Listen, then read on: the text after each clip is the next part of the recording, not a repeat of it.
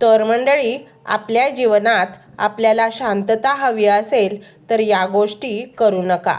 या गोष्टींवर कंट्रोल ठेवा. होय मंडळी, पाहूयात त्या कोणत्या गोष्टी आहेत. 1.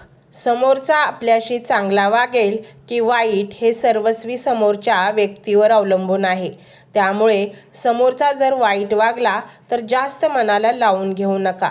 त्याच्याकडे दुर्लक्ष करा. 2. तिथे जायचे टाळा जिथे लोक तुम्हाला अजिबात किंमत देत नाहीत, तुम्हाला कमी समजतात, तुच्छ समजतात. 3. आपल्या शरीराला जे खाल्ल्यानंतर त्रास होतो ते न खाल्लेलेच बरे. 4. आपण चांगल्या भावनेने समोरच्याला काही सल्ला द्यायला गेलो आणि त्यामुळे तो दुखावला गेला, त्याला वाईट वाटले तर त्याला काहीच सांगू नका. 5. ज्या लोकांनी स्वतःच्या फायद्यासाठी तुम्हाला वापरून घेतले, आपला फायदा उचलला, त्यांच्यासाठी तुमचे दरवाजे कायमचे बंद करा. पण आपल्या डोक्यात त्याच्याविषयी राग अजिबात ठेवू नका. त्याला आपल्या मनातून आणि विचारातून, जीवनातून हद्दपार करा. 6. वाईट काळात जास्त त्रास देतात ते आपले नकारात्मक विचार. त्यांना कंट्रोल केले, त्यांना सकारात्मक केले तर तुम्ही परिस्थितीवर नक्कीच विजय मिळवू शकता. 7. जेव्हा तुम्ही यशाच्या शिखरावर असाल तेव्हा त्या यशाचा गर्व करू नका. या भावनेवर कंट्रोल करा, कारण परिस्थिती कधी बदलेल अजिबात सांगता येत नाही. 8.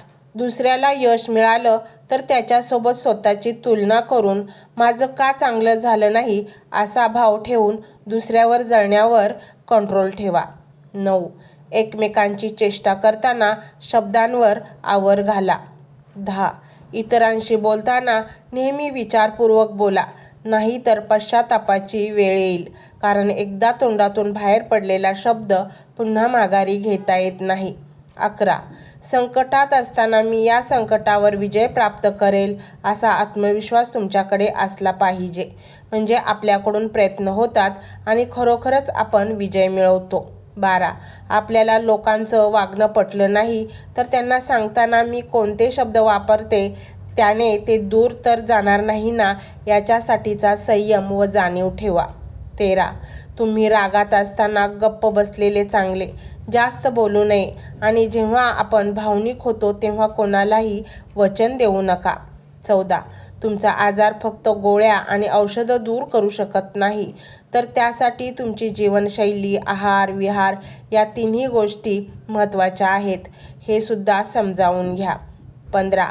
माझ्या आयुष्यात मी किती कमावलं, कितीही मिळवलं, कितीही प्राप्त केलं तरीसुद्धा हे सर्व काही परमेश्वराच्या कृपेने होत आहे याची जाणीव सतत ठेवा आणि मुखातून त्याचे गोड नाव नेहमी असू द्या. तर मंडळी, तुम्हाला हे विचार कसे वाटले हे नक्की सांगा. चॅनलवर आलाच आहात तर सबस्क्राईब करूनच जा आणि बेल आयकॉनचे बटन देखील प्रेस करा, म्हणजे माझे नवनवीन व्हिडिओ तुम्हाला लवकरात लवकर मिळतील. श्री स्वामी समर्थ.